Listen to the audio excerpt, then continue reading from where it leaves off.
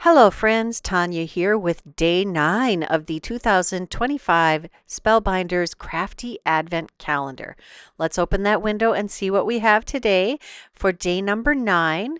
Ooh, I know what's in here, so it's kind of funny that it matches the front of the door.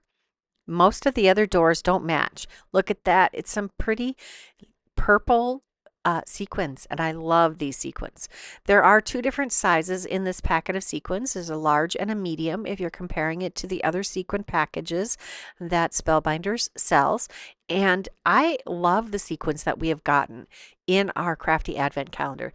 I have had to resist the urge to use them frequently because you can't purchase them separately, but I think I'm going to have to let go of that. Look at that. They're really pretty. They're this light grape, kind of grape color. We're going to use the color cubes again.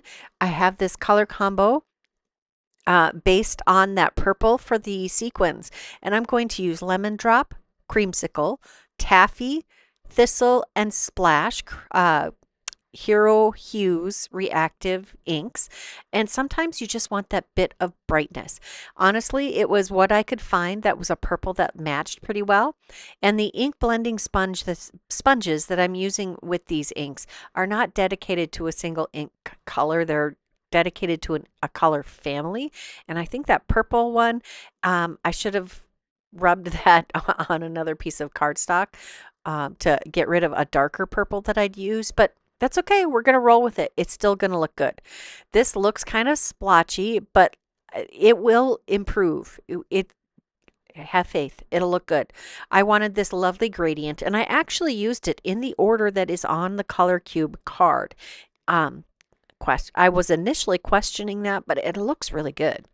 We're going to use my favorite 5x7 Matting Basics Set B largest die, and we're going to use the Make-A-Wish arch labels. You can see I've taken the middle size 2 arches and taped those together because I want a frame here.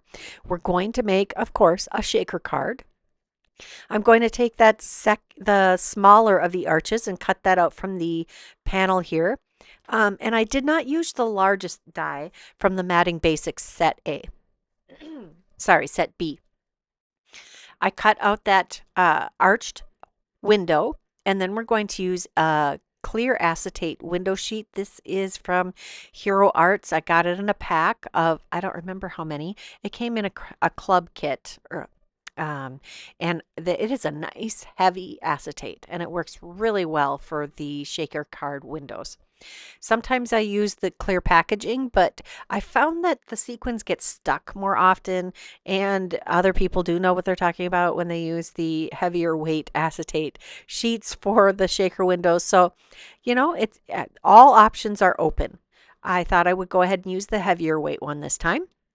I'm using some double-sided sticky tape. This happens to be from one of the long ago Spellbinders card kits, and you can use whatever you got in your stash.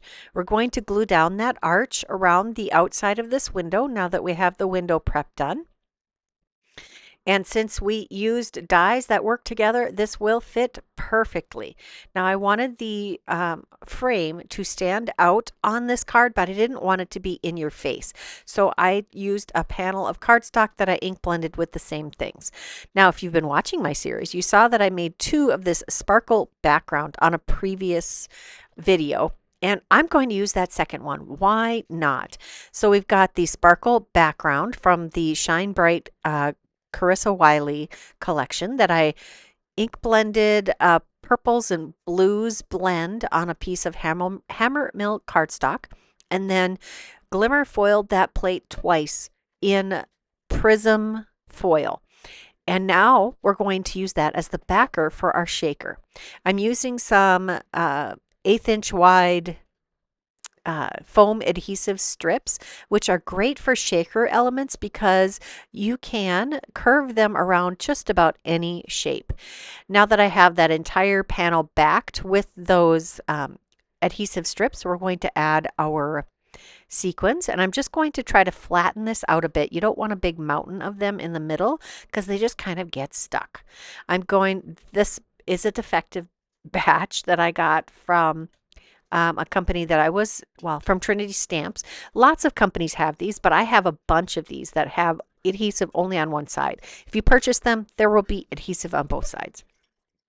Next, we're going to use the embossing folder from earlier this week. I think that was like, I don't remember, day 5 maybe. I can't remember. Anyway, we're going to adhere this strip that I cut to 1.5 inches and embossed with that little embossing folder.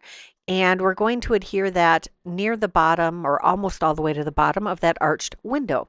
I did back that with a little bit of extra cardstock, and that is a piece of white cardstock that I ink blended with the Thistle ink, Hero Hues Reactive Ink. So we're going to keep all of these colors very cohesive.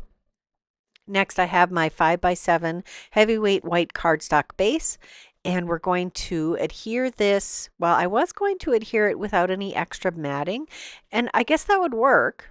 But I decided to pull in the pearl metallic cardstock from the antique assortment of treasured cardstock and make a matted panel for this. We're going to adhere that to the card base with an extra layer of cardstock behind it.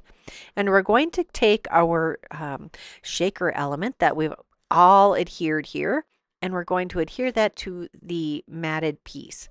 I am not going to add any extra dimension behind this because the foam strips add all the dimension we need.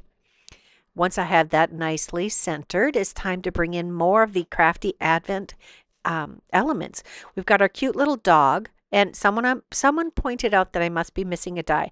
I believe I am indeed missing a die, and because I was in purge mode recently, I'm pretty sure I threw away my box already.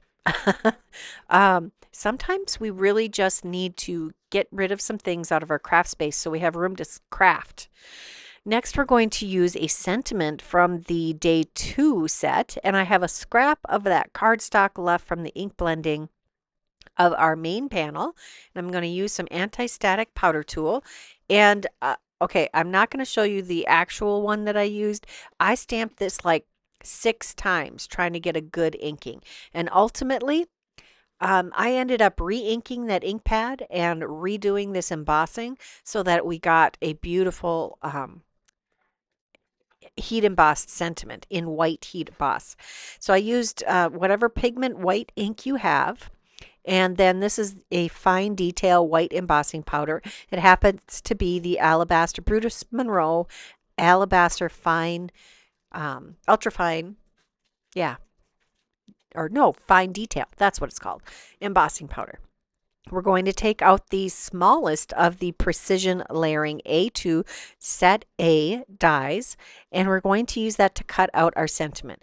So there's my, it didn't turn out right, and then there's my good one. And I figured, why not use that piece as the backer? Then I wouldn't be tempted to use my messed up sentiment because I put all the work into it. Next, we're going to take a sentiment from the Sparkle On Sentiments, again from that Carissa Wiley Shine Bright set. And I have a bunch of these already foiled and die cut. So I just pulled that out of my little craft organizer. And we're going to use the negative piece from the window that we cut out of the main panel. And we'll adhere that to the inside of the card, and we'll add the sentiment right inside that arch. And then we're going to use a few more of these purple sequins. These fell out and had glue on them. I let them dry, and you can't see the glue. Yeah, they fell out of the shaker window. I'm just going to use them up on the front of the card, or the inside of the card. I love how that turned out. I hope you enjoyed this video. This was a lot of fun to put together. I love just mixing and matching the elements. If you enjoyed this video, please give it a thumbs up. Subscribe if you haven't done that. Leave me a comment. I love to hear what you have to say. And check that description box below for a clickable link to all of the products that I used today. I will be back tomorrow with another video. Until next time, bye-bye.